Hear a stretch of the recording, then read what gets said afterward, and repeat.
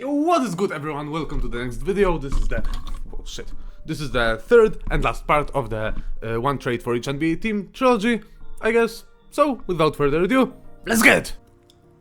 Starting off with the Oklahoma City Thunder. And I've already covered the Thunder in the last video when talking about Miami Heat. So if you want to know more, you can watch the previous video, but I will still summarize it here as well. Thunder receive Jimmy Butler, Kevin Love, Josh Richardson. Heat receive Lu Dort, Isaiah Joe, Aaron Wiggins, Ousmane Dieng, 25 first round pick, their own, and 25 first round pick via 76ers. And like I said in the last video, Oklahoma, despite being one of the best teams in the league, is still too young and inexperienced to win a championship. They need to add some veterans to the team, and in this deal they get one of the best forwards in the league, who can also mentor the youth around him, as well as two solid veteran players.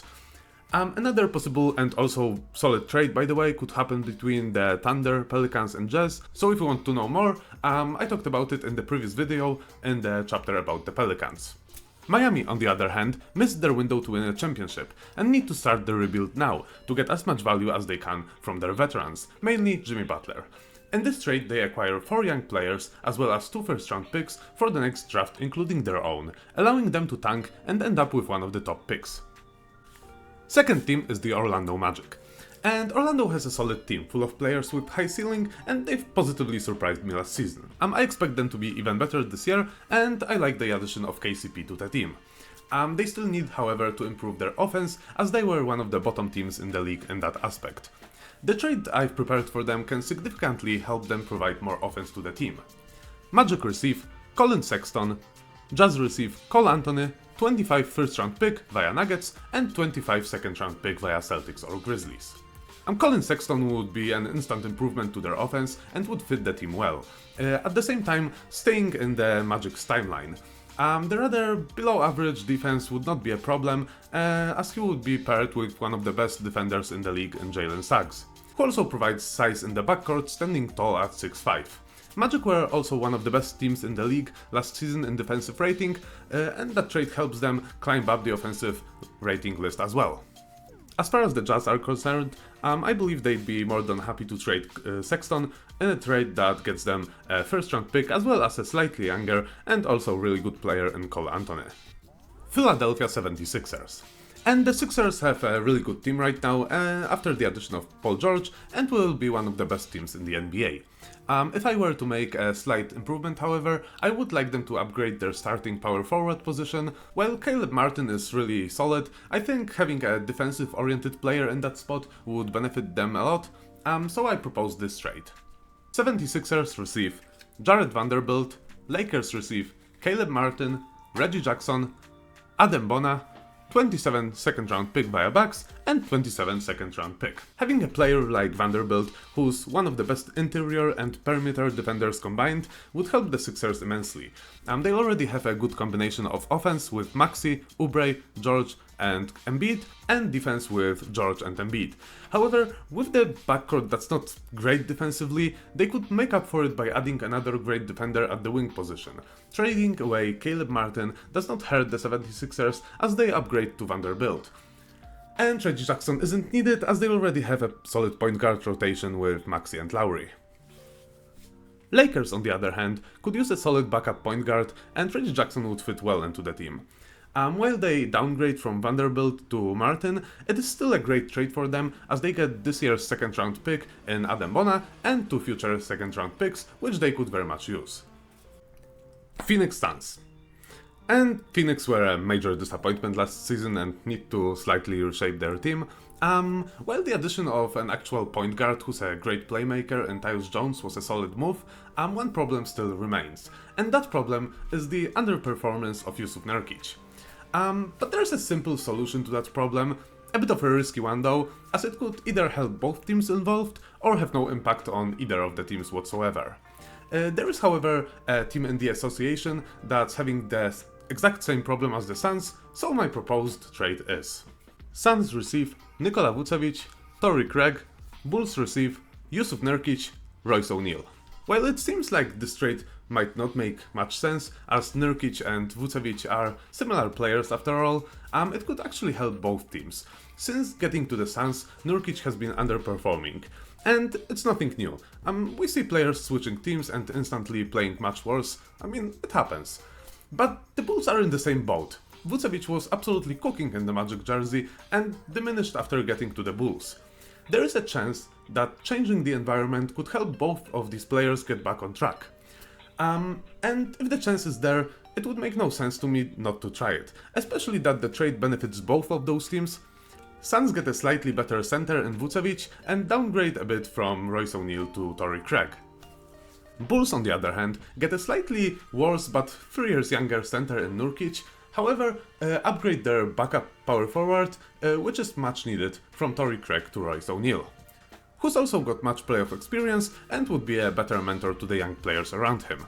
And like I said, both Nurkic and Vucevic might just need a change of environment to get back to the form that they had on their respective previous teams. Next team is the Portland Trail Blazers. And the Blazers are a rebuilding team, so there is no need for them to hang on to Jeremy Grant. He's a solid player and it would be a waste for them not to trade him now and wait until he loses value, so the trade I got for them involves trading away Grant. Blazers receive Jeremy Sohan, Zach Collins, 26th first round pick. Spurs receive Jeremy Grant. And like I said, the Blazers are rebuilding, so it is in their best interest to trade a 30-year-old veteran in Jeremy Grant, while they still can get a solid return for him. In this deal, they would exchange him for a much younger forward in Jeremy Sohan, who fits their timeline well and gives them plenty of time to develop him into a player they need. They'd also receive a first round pick, which makes it a desirable return for a player like Grant. Spurs, on the other hand, need not waste any time with a player like Wemby on their team and get him as solid of a team as they can straight away so he can start gathering playoff experience. A veteran 3-and-D player coming off of a 21 points per game season while shooting over 40% is a player any team needs. Sacramento Kings. While Sacramento doesn't need any major changes, now after adding DeMar DeRozan to their roster, I thought they could still improve their lineup by upgrading their starting shooting guard. Kings receive Colin Sexton, Jazz receive Kevin Huerter, Jordan McLaughlin, and a 27th first round pick. Kevin Huerter is a solid player and had an quite alright first season with the Kings, unlike the previous one.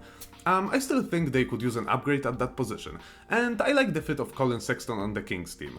Sexton can be an absolute bucket, as we've all seen during his years in Cleveland, though he hasn't acclimated to the Jazz jersey just as well. They still have quite a few picks for years to come, so the sacrifice of one doesn't really seem like that much of a deal, taking into consideration the possible upside of acquiring Colin Sexton. They can also rest easy trading away their backup point guard in Jordan McLaughlin, as they recently selected Devin Carter with their 13th pick in the draft. And if he doesn't work out great, then Sexton could simply stagger with the second unit. Jazz should happily take that deal, as that trade gets them another first round pick, making their stock of draft capital larger, and still has them ending up with a young player at around the same age of Colin Sexton, in Kevin Huerter. San Antonio Spurs. And I've already covered the Spurs in the first part of this, let's say, trilogy, in the chapter concerning the Atlanta Hawks. So you can watch the video for more information, but in a nutshell, the trade is: Spurs receive Trae Young, Hawks receive Devin Vassell, Stephen Castle, 25 first round pick, their own. So the Spurs trade for Trae Young, who's already a proven star in this league, and would undoubtedly be a perfect fit on the team with Wemby, surely making them one of the best duos in the league. Trae Young is also only 25 years old, so he still fits the Spurs timeline. That highly increases the chances for the Spurs to make a playoff push and start gathering playoff experience for Wemby. When it comes to the Hawks, they failed to get Trae Young a solid team to compete with for 6 years now, and are only moving away from that, so it is best for them to completely rebuild the team now. This trade is perfect for them, as they get a young promising player in Devin Vassell, a perfect replacement for Trae Young in Stephen Castle, and their own pick for the next year, meaning they could tank and end up with one of the top picks. Toronto Raptors. And I've got a rather small deal for the Raptors, as they are rebuilding and don't need to make any significant moves. Raptors receive PJ Tucker, 2030 second round pick. Clippers receive Kelly Olynyk. Basically, the Raptors can clear about 12 million off of their salary cap next year instead of waiting 2 years for that, and receive a future second round pick, which might very well turn out to be one of the top second round picks given the possible slow regress of the Clippers team. The Clippers, on the other hand, get a younger and better at this point of their careers player in Kelly Olynyk to strengthen their bench. Utah Jazz. I believe the priority for Utah right now should be trading away Jordan Clarkson, while they still can get some value back for him, as he's already 32 years old and will only be losing value from this point forward. I've talked about this trade as well in the last video, and it is: Jazz receive Luke Kennard, John Conchar, 25 second round pick via Rockets or Thunder, and 26 second round pick via Clippers. And Grizzlies receive Jordan Clarkson. While Clarkson is still a really solid player, I wouldn't value him at a first round pick anymore. In this deal, they receive 2 future second round picks, as well as 2 players who could be flipped for additional second round picks. Grizzlies could really use a solid backup backcourt player who can provide a spark off the bench, and there aren't many better fitted players to that role than Jordan Clarkson. And the last team in this series of videos is the Washington Wizards. And the Wizards are god-awful right now, and I can't even see what direction they are heading in. While they should be rebuilding and prioritizing future draft capital and young players, it seems like they are more focused on acquiring aging veterans like Brogdon and Valanciunas. These moves suggest that they are eager to try and push for a playoff spot, which seems quite nonsensical, as their team is still nowhere near good enough for that. However, while those moves seem unreasonable and I would highly suggest the Wizards to trade their veterans at the deadline and go into an actual rebuild, there is one player that needs to go right now. And that player is none other than Jordan Poole. And I mean to say that with no disrespect whatsoever to Jordan Poole, but he is an extremely selfish player who hurts the team more than he helps. And while he is a young player, and therefore it looks like I would want him to stay on a rebuilding team, I believe that his lack of ability to play with teammates and selfish behavior will just continue to actively hurt the team and limit the touches of other developing players, as well as diminish morale.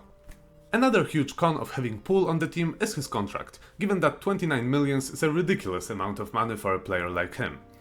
It was a tough trade to pull off, but my proposed deal is: Wizards receive Lonzo Ball, Javon Carter, Bulls receive Jordan Poole. So the Wizards get rid of a player that doesn't fit at all, which is a big plus for the team. In return, they take a risk on Lonzo Ball, who's coming back after almost 3 years of not playing basketball and who's on a 22 million contract. I think it is still a risk worth taking. Bulls, on the other hand, don't need Lonzo anymore after they got Josh Giddey, as the two of them have similar playstyles and they should definitely prioritize Giddey. They could, however, use a spark off the bench, as their bench isn't looking too strong at the moment. And while Poole does not belong in the starting lineup, I believe that he could be a solid backup and help the Bulls make a playoff push that they so desperately desire. And so we have successfully concluded the last part of this videos, I guess, series, trilogy, whatever you wanna call it. But I still have some very good news for you. Tomorrow is the most beautiful day of the year, which is the start of the NBA season, so expect more videos from me from now on. And of course, I hope you enjoyed the video. Leave a comment, tell me if you enjoyed those trades, if you have some better propositions, and yeah, peace.